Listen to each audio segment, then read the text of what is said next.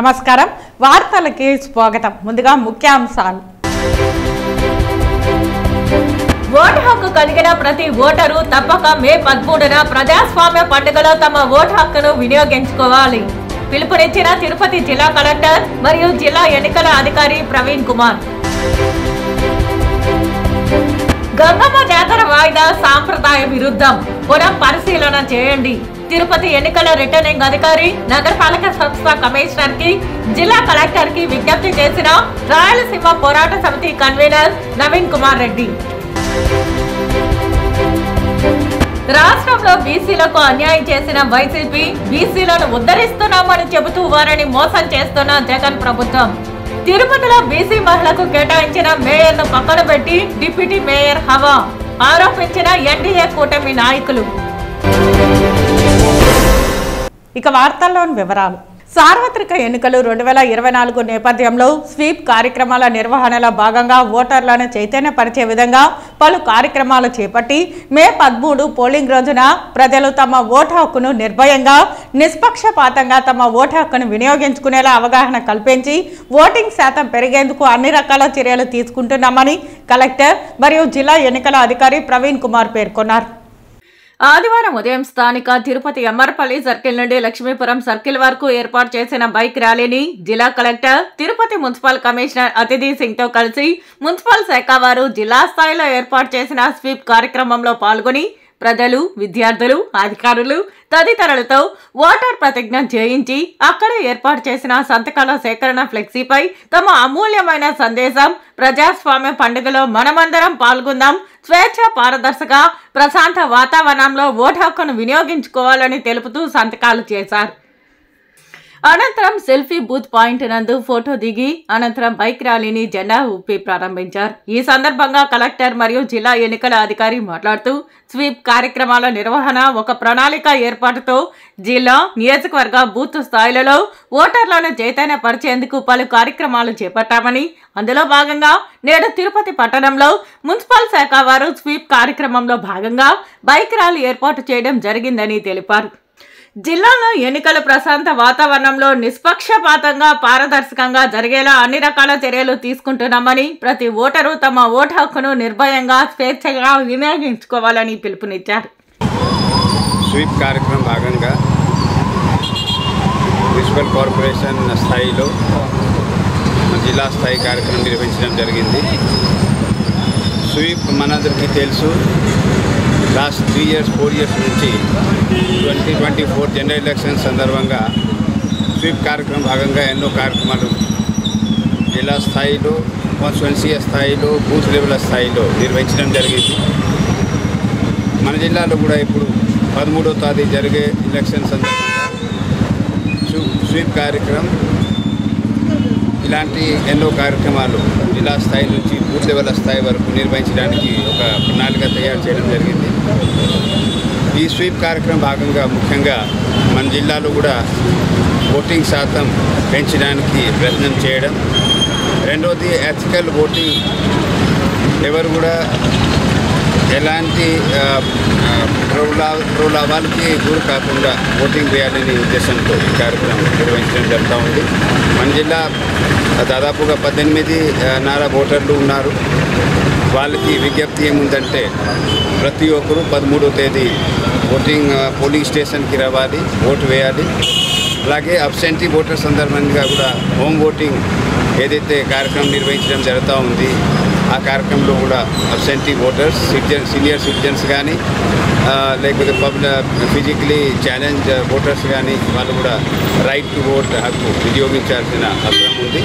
ముఖ్యంగా తిరుపతి తాతయ్యగుంట గంగమ్మ జాతరను ఎన్నికల కారణంగా వాయిదా వేస్తున్నట్లు ఆలయ ఈవో ఎవరి ఆదేశాల మేరకు వాయిదా నిర్ణయం తీసుకున్నారో స్థానిక భక్తులకు సమాధానం చెప్పాలని, గంగమ్మ జాతర విషయంలో ఏకపక్షంగా నిర్ణయాలు తీసుకుంటే స్థానిక అమ్మవారి భక్తుల నుంచి వ్యతిరేకతను ఎదుర్కోవాల్సి వస్తుందని ప్రభుత్వ అధికారులను అధికార పార్టీ నాయకులను రాయలసీమ పోరాట సమితి కన్వీనర్ నవీన్ కుమార్ రెడ్డి హెచ్చరించారు. శ్రీ తాతయ్యగుంట గంగమ్మ జాతర వాయిదా నిర్ణయంపై దేవాదాయ శాఖ, పోలీస్, నగరపాలక సంస్థ, తరతరాలుగా అమ్మవారి విశ్వరూపాన్ని తయారు చేసే తిరుపతి విశ్వ బ్రాహ్మణ స్వర్ణకారులతో, మట్టిని తీసుకొచ్చే కుమ్మరి వాళ్ళతో, వేదికను తయారు చేసే వడ్రంగితో సహా అవిలాలలోని గ్రామ పెద్దలు, కైకాల వంశస్థులతో, తిరుపతిలోని స్థానిక భక్తులతో వెంటనే జిల్లా కలెక్టర్, పోలీస్ ఉన్నతాధికారులు, నగరపాలక సంస్థ కమిషనర్ అత్యవసర సమావేశం ఏర్పాటు చేసి స్థానికుల ఆలోచనలను, సూచనలను పరిగణలోకి తీసుకుని ఏకాభిప్రాయంతో జాతర నిర్ణయం తీసుకుని ప్రకటించాలని అన్నారు. తిరుపతి తాతయ్యగుట్ట గంగమ్మ జాతరను ఎన్నికల కారణంగా వాయిదా వేస్తున్నట్లు ఆలయ ఈవో ఎవరి ఆదేశాల మేరకు వాయిదా నిర్ణయం తీసుకున్నారో స్థానిక భక్తులకు సమాధానం చెప్పాలన్నారు. శ్రీ తాతయ్యగుట్ట గంగమ్మ జాతరకు 100 సంవత్సరాల చరిత్ర ఉందని, ఆనవాయితీ ప్రకారం అవేలాల చాటింపుతో తిరుపతి జాతర ప్రారంభమవుతుందని, తరతరాలుగా జరుగుతున్న గంగమ్మ జాతర సాంప్రదాయానికి మంగళం పాడేలా ఏకపక్ష నిర్ణయం తీసుకోవడం మహా అపచారమని అన్నారు. గంగమ్మ జాతర విషయంలో ఏకపక్షంగా నిర్ణయాలు తీసుకుంటే స్థానిక అమ్మవారి భక్తుల నుంచి వ్యతిరేకతను ఎదుర్కోవాల్సి వస్తుందని ప్రభుత్వ అధికారులను, అధికార పార్టీ నాయకులను రాయలసీమ పోరాట సమితి కన్వీనర్ నవీన్ కుమార్ రెడ్డి హెచ్చరించారు. అధికారులు ఏకపక్ష నిర్ణయాలు తీసుకోవద్దండి. నేను ప్రభుత్వాన్ని కూడా డిమాండ్ చేస్తున్నా. మీరు అధికారులకి సూచనించి చీఫ్ సెక్రటరీ ఉన్నారు. ఈరోజు గంగమ్మ జాతర అంటే రాయలసీమకే తలమానికం అండి. ఈరోజు ప్రతి ఒక్క కుటుంబం కూడా గంగమ్మ జాతరలో పాల్గొంటారు. దానికి ఎన్నికలకి ముడి పెట్టొద్దండి. ఎన్నికలు సజావుగా జరుగుతాయి దాని పాటికి. అది ఈరోజు కరోనా వచ్చింది 2 సందర్భాలు, 2 సంవత్సరాలు. ఆ రోజు కూడా ఏకాంతంగా గంగమ్మ జాతరని నిర్వహించారు. సాక్షాత్తు వెంకటేశ్వర స్వామి ఆలయంలో కైంకర్యాలన్నీ కూడా నిర్వహించడం జరిగింది. మరి ఈరోజు కేవలం ఎన్నికల్ని పూచిగా చూపించి మీరు జాతరని వాయిదా వేసేస్తామని చెప్పి ప్రకటించే హక్కు, అధికారం ఎవరిచ్చారండి మీకు? ఎవరిని సంప్రదించారు? ఈరోజు కైకాల వంశస్థులు ఉన్నారు. అదేవిధంగా తిరుపతిలో ఉన్నటువంటి స్వర్ణకారులు ఈరోజు ఎవరైతే ఉన్నారో అమ్మవారిని ప్రతిరూపాన్ని తయారు చేసే వాళ్ళు ఉన్నారు. ఆ మట్టిని తీసుకొచ్చే కుమ్మరులు ఉన్నారు. ఆ స్టేజ్ తయారు చేసే వడ్రంగులు ఉన్నారు. వాళ్ళందరినీ కూడా సంప్రదించి ఆ సంఘాల నాయకులు ఉన్నారు, నాయ బ్రాహ్మణులు, అలాగే అన్ని వర్గాల ప్రజల్ని మమేకం చేసి వాళ్ళతో చర్చించి మీరు ఒక నిర్ణయాన్ని తీసుకోవాలి. ఈరోజు అధికారులు తీసుకునే నిర్ణయాన్ని భక్తులు స్వాగతించే విధంగా ఉండాలి తప్ప ఈరోజు తిరుపతిలో ప్రతి ఒక్కరూ ఆవేదన చెందుతున్నారు. ఎందుకు గంగమ్మ జాతరని వాయిదా వేస్తున్నారు? దయచేసి యథావిధిగా గతంలో ఏ విధంగా అయితే ప్రతి సంవత్సరం ఆనవాయితీగా గంగమ్మ జాతర జరుగుతా ఉందో అదే విధంగా జరిపించాలని చెప్పని స్థానికులందరూ కూడా ఏకతాటిపైకి వచ్చి గంగమ్మ జాతర నిర్ణయాన్ని వ్యతిరేకించాలని చెప్పని అధికారుల దృష్టికి తీసుకెళ్తామని చెప్పని నేను హెచ్చరిస్తున్నానండి. జగనన్న రాజ్యంలో ఏమీ బాగోలేదని రాష్ట్ర ప్రజలు అంటున్నారని, వైసీపీ ముఖ్య నాయకులందరూ రెడ్డిలే ఉన్నారని, ఎక్కడా సామాజిక వర్గం ఉందని, రాష్ట్రంలో వైసీపీ ప్రభుత్వం బీసీలకు అన్యాయం చేసిందని ఎన్డీఏ కూటమి నాయకులు ఆరోపించారు. రాష్ట్రంలో బీసీలకు అన్యాయం చేసిన పార్టీ వైసీపీ పార్టీ అని ఎద్దేవా చేశారు. తిరుపతి బీసీ మహిళా మేయర్ పదవిని పక్కన పెట్టి డిప్యూటీ మేయర్ హవా కొనసాగించారని పేర్కొన్నారు. బీసీలను ఉద్ధరిస్తున్నామని చెబుతూ వారిని జగన్ ప్రభుత్వం మోసం చేస్తోందని తెలిపారు. అభివృద్ధి పేరుతో చరిత్ర కలిగిన చెట్లను నరికివేశారని పేర్కొన్నారు. పవిత్ర పుణ్యక్షేత్రమైన తిరుమలలో స్థానిక ఎమ్మెల్యే, ఆయన కుమారుడు రౌడీ రాజ్యం నడుపుతున్నారని ఎద్దేవా చేశారు. తిరుపతిలో బీసీ మహిళకు కేటాయించిన మేయర్ను పక్కన పెట్టారని పేర్కొన్నారు. 18 మాస్టర్ ప్లాన్ రోడ్లు వేసినా మేయర్ పేరు ప్రస్తావనే లేదని తెలిపారు. సెట్టిపల్లిని కార్పొరేషన్లో విలీనం చేసిన విషయాన్ని మేయర్కు తెలియకుండా ఆమోదం చేయడం దారుణమని అన్నారు. రాష్ట్రంలో బీసీలకు టీడీపీ, బీజేపీ, జనసేన కూటమిలోనే న్యాయం జరుగుతుందని పేర్కొన్నారు. జగనన్న రాజ్యంలో అంతా బాగుందని చెప్పి వాళ్ళే సర్టిఫికేట్ ఇచ్చుకుంటున్నారు. జగనన్న రాజ్యంలో ఏమీ బాగాలేదని చెప్పి ప్రజలు సర్టిఫికేట్ ఇస్తున్నారు. జగన్మోహన్ రెడ్డి గారు చెప్పేది ఒకటి, చేసేది ఒకటి. నేను బీసీల పక్షపాతనో ఒక పక్క చెప్తాడు, సామాజిక న్యాయం అంటాడు. ఏం సామాజిక న్యాయం, ఎక్కడ సామాజిక న్యాయం అని చెప్పి ఈరోజు ఎన్డీఏ కూటమి జగన్మోహన్ రెడ్డి గారిని ప్రశ్నిస్తోంది. అయ్యా జగన్మోహన్ రెడ్డి గారు, రాష్ట్ర ముఖ్యమంత్రి హోదాలో మీరు కూర్చున్నారు. Jaganmohan Reddy, chief secretary government of Andhra Pradesh Jawahar Reddy, director general of police Rajendranath Reddy, ముఖ్య సలహాదారుడు సజ్జల రామకృష్ణారెడ్డి, మీకు అన్ని చుట్టూ ఉండి మేనేజ్ చేసే వ్యక్తి వైవి సుబ్బారెడ్డి, మొత్తం అన్ని సలహాలు వెనకుండి నడిపించేదో ముందుండి నడిపించేదో విజయసాయిరెడ్డి, కలియుగ ప్రత్యక్ష దైవం వెంకటేశ్వర స్వామి దగ్గర ఈవో ధర్మారెడ్డి. అసలు ఎక్కడ సామాజిక న్యాయము? ఎక్కడన్నా మీరు పాటించారా? బీసీ కార్పొరేషన్ అని చెప్పారు, కార్పొరేషన్కి ఏమైనా నిధులు ఇచ్చారా? అసలు ఫ్యాన్ అన్నా ఉందా? మీ గుర్తు ఫ్యాన్ అన్నా ఉందా ఆఫీసులో వాళ్ళకి? పాపము కుర్చీ ఫ్యాన్ లేని బీసీ కార్పొరేషన్ పెట్టేసి బీసీ మోసం చేసింది మీరు కాదా జగన్మోహన్ రెడ్డి గారు? మీరు బీసీలకు ఎంత అన్యాయం చేస్తున్నారో ఈ పొద్దు తిరుపతిలో తెలుగుదేశం పార్టీలో ఉండే బీసీలందరూ కూడా, యాదవులు కావచ్చు, ఇతర బీసీలందరూ కూడా తండోపతండాలుగా పార్టీలో చేరుతున్నారు. బీసీలు ఎవరు ఇంక వైఎస్ఆర్లో ఉండరు. బీసీలకు జరిగిన అన్యాయాన్ని ఎవరు మర్చిపోరు. అది అందరూ కూడా బీసీలు రేపు ఎన్నికలలో అభినయ్ రెడ్డికి ఓటు ద్వారా బుద్ధి చెప్తారు. ఒక్కరు కూడా బీసీ అన్నవారు ఎవరు కూడా అభినయ్ రెడ్డికి ఓటేయరు. వైఎస్ఆర్ కాంగ్రెస్ పార్టీని పూర్తిగా తుడిచిపెట్టడం ఖాయం.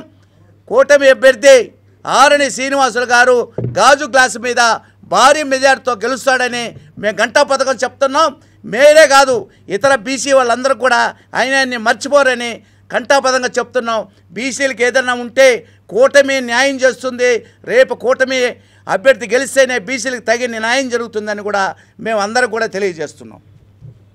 తిరుపతిలో బలిజ అభ్యుదయ సేవా సంఘం ఆధ్వర్యంలో బలిజ ఆత్మీయ సమావేశం నిర్వహించారు.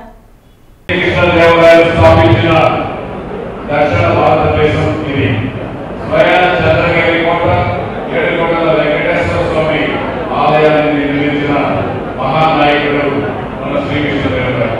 ఇటువంటి పుణ్యక్షేత్రంలో ఈ రాయలసీమను ఎడారిగా చేస్తూ మనల్ని కూడా ఎటు ఆఖరికి కొంతమంది పదవులు ఇస్తారని ఉపయోగించుకొని ఎటు లేకుండా మనల్ని కూడా చేశాడు. నడిమీదులో తిప్పి అవమానాలు పరిచయం కూడా ఈ సందర్భంగా మీకు అందరూ తెలియజేస్తున్నాను. అందులో నేను ఒకటి దగ్గరగా ఇప్పుడే ముఖ్యమంత్రి దగ్గరగా చూసిన వ్యక్తుల్లో నేను ఒకటే కూడా ఈ సందర్భంగా మీకు తెలియజేస్తున్నాను. ఈరోజు మన రాష్ట్రాలు, ఉమ్మడి రాష్ట్రంలో మన మెగాస్టార్ చిరంజీవి గారు ప్రజారాజ్యం పార్టీ స్థాపించి దాదాపు 18 సీట్లు గెలిచి కొన్ని కారణాలతో ఈ రాష్ట్ర రాజకీయాలు చూసి దాన్ని కలుషిత రాజకీయాలు చూసి ఆయన తప్పడం జరిగింది. ఇవన్నింటినీ చూసుకొని యువరాజ్యం అధినేత పవన్ కళ్యాణ్ గారు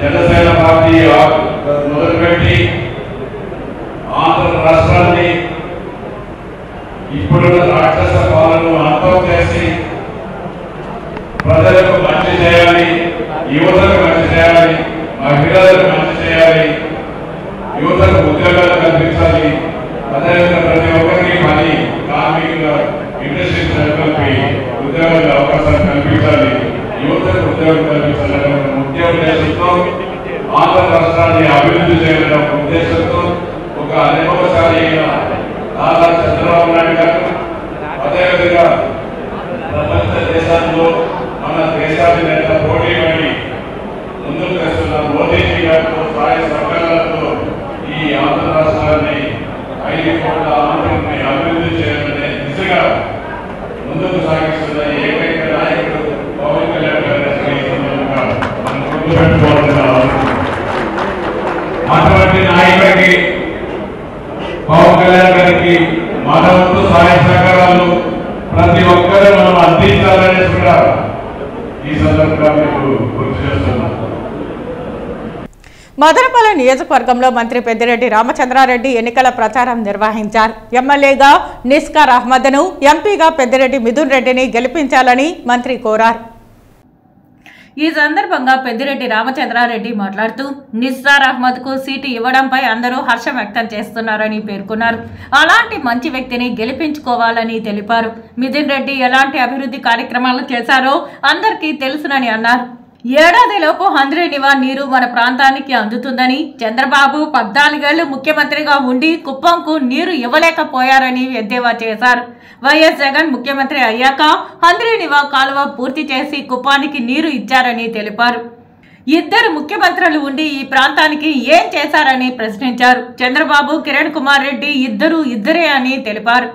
కిరణ్ కుమార్ రెడ్డికి డిపాజిట్ కూడా ప్రజలు ఇవ్వరని పేర్కొన్నారు. పార్టీలు కులాలు చూడకుండా అందరికీ పథకాలు అందించామని, కేవలం పేదరికాన్ని మాత్రమే కొలమానంగా తీసుకుని వైఎస్ జగన్ పథకాలు అందించారని పేర్కొన్నారు. కరోనాతో 2 ఏళ్లు నష్టపోయినా ఎక్కడా పథకాలు ఆపకుండా సీఎం పాలన కొనసాగించారని పేర్కొన్నారు. 2014లో 100 పేజీల మేనిఫెస్టో, 600 హామీలు ఇచ్చిన చంద్రబాబు ఒక్క హామీ అయినా నిలబెట్టుకున్నారా అని ప్రశ్నించారు.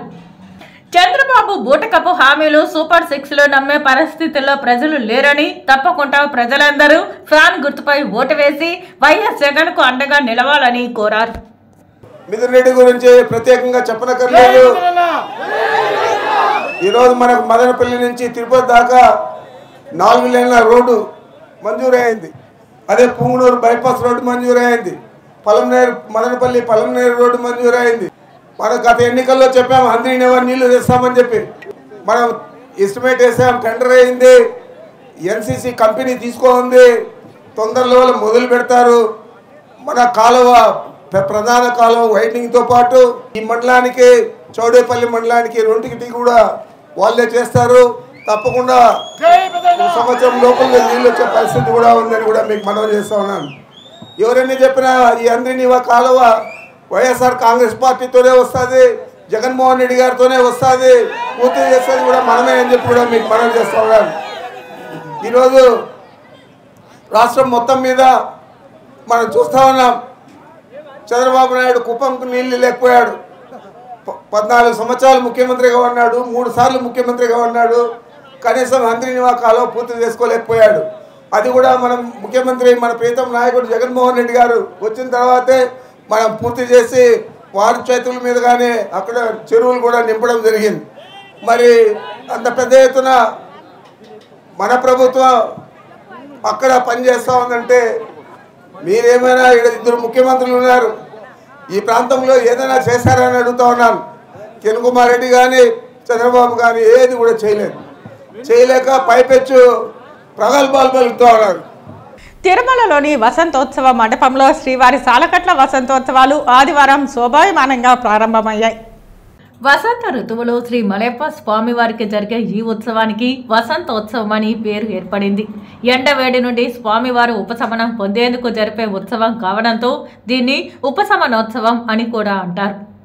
ఈ ఉత్సవంలో సుగంధాన్ని వెదజల్లే పుష్పాలతో పాటు పలు రకాల మధుర ఫలాలను స్వామివారికి నివేదిస్తారు. ఈ వేడుకల కోసం ఆకర్షణీయంగా మండపాన్ని రూపొందించారు. అలాగే పలు రకాల జంతువులు, చెట్ల ప్రతిరూపాలతో సప్తగిరులను తలపించేలా ఈ మండపాన్ని తీర్చిదిద్దారు. ఇందులో భాగంగా శ్రీదేవి భూదేవి సమేతంగా శ్రీ మలయప్ప స్వామివారు 4 మాడ వీధుల్లో ఊరేగింపుగా వసంత మండపానికి వేంచేపు చేశారు. ఉదయం ఆస్థానం చేపట్టారు. వసంతోత్సవాలలో భాగంగా మధ్యాహ్నం 2 గంటల నుండి 4 గంటల వరకు శ్రీ భూ సమేత మలయప్ప స్వామివారికి శ్రవణ తిరుమంజనం శోభాయమానంగా జరిగింది.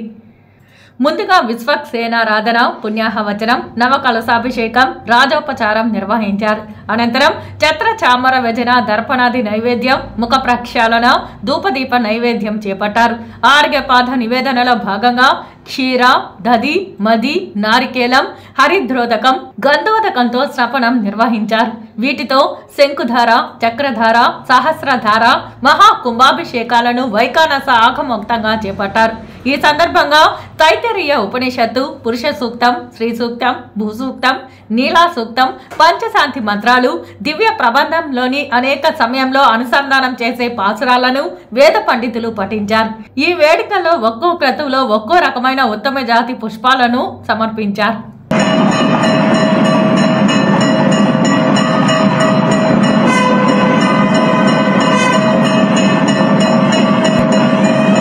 కుప్పం మున్సిపల్ పరిధిలోని పైబాటకు చెందిన పరమశివ మరియు కనుమపల్లికి చెందిన తనను గత 15 ఏళ్లకు ముందు ప్రేమ వివాహం చేసుకున్నాడని చంద్రమ్మ పేర్కొన్నారు. తన భర్త దాడి చేసి వేధింపులకు గురిచేస్తున్నారని చంద్రమ్మ ఆవేదన వ్యక్తం చేసింది. పరమశివకు ఇంతకు ముందే వివాహమైందని, తనకు తెలియకుండా తనను 2వ పెళ్లి చేసుకున్నాడని చంద్రమ్మ ఆరోపించింది. తనకు 2 కుమార్తెలు ఉన్నారని పేర్కొంది. గత 3 ఏళ్లుగా భర్త పరమశివ మరియు వారి కుటుంబ సభ్యులు వేధింపులకు గురిచేస్తున్నారని ఆవేదన వ్యక్తం చేసింది. ఇప్పటికీ 2 సార్లు పోలీస్ స్టేషన్లో భర్త పరమశివపై ఫిర్యాదు చేయడంతో తనను బాగా చూసుకుంటానని పరమశివ పోలీస్ స్టేషన్ నుండి ఇంటికి తీసుకెళ్లాడని పేర్కొంది. అనంతరం తరచూ ఇంట్లో తనను వేధింపులకు గురిచేస్తున్నారని చంద్రమ్మ ఆవేదన వ్యక్తం చేసింది. సంబంధిత అధికారులు స్పందించి తనకు న్యాయం చేయాలని కోరారు. ఏం జరిగింది? ఇంట్లో డైలీ గొడవ, తాగేసి వస్తారు.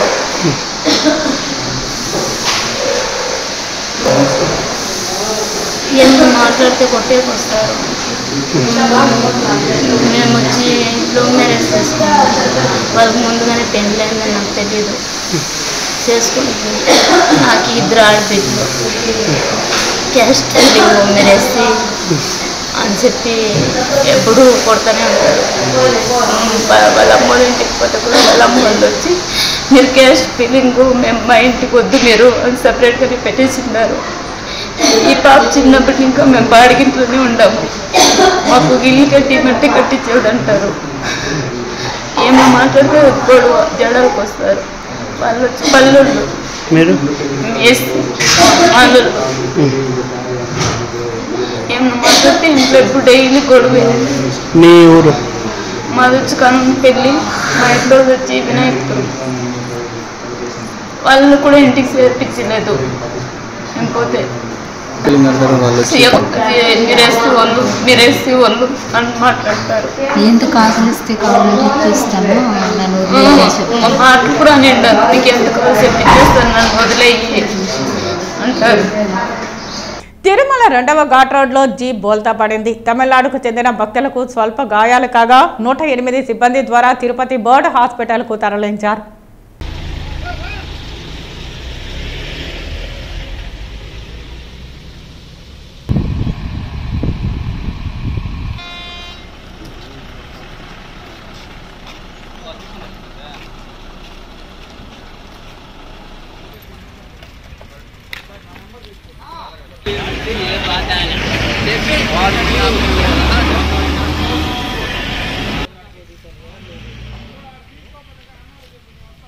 వార్తలు ముగించే ముందు ముఖ్యాంశాలు మరోసారి. ఓటు హక్కు కలిగిన ప్రతి ఓటరు తప్పక మే 13న ప్రజాస్వామ్య పండుగలో తమ ఓటు హక్కును వినియోగించుకోవాలి. పిలుపునిచ్చిన తిరుపతి జిల్లా కలెక్టర్ మరియు జిల్లా ఎన్నికల అధికారి ప్రవీణ్ కుమార్. గంగమ్మ జాతర వాయిదా సాంప్రదాయ విరుద్ధం, పునః పరిశీలన చేయండి. తిరుపతి ఎన్నికల రిటర్నింగ్ అధికారి నగరపాలక సంస్థ కమిషనర్ కి జిల్లా కలెక్టర్ కి విజ్ఞప్తి చేసిన రాయలసీమ పోరాట సమితి కన్వీనర్ నవీన్ కుమార్ రెడ్డి. రాష్ట్రంలో బీసీలకు అన్యాయం చేసిన వైసీపీ బీసీలను ఉద్ధరిస్తున్నామని చెబుతూ వారిని మోసం చేస్తున్న జగన్ ప్రభుత్వం. తిరుపతిలో బీసీ మహిళకు కేటాయించిన మేయర్ను పక్కన పెట్టి డిప్యూటీ మేయర్ హవా ఆరోపించిన ఎన్డీఏ కూటమి నాయకులు. ఈ వార్తలు ఇంతటితో సమాప్తం. నమస్కారం.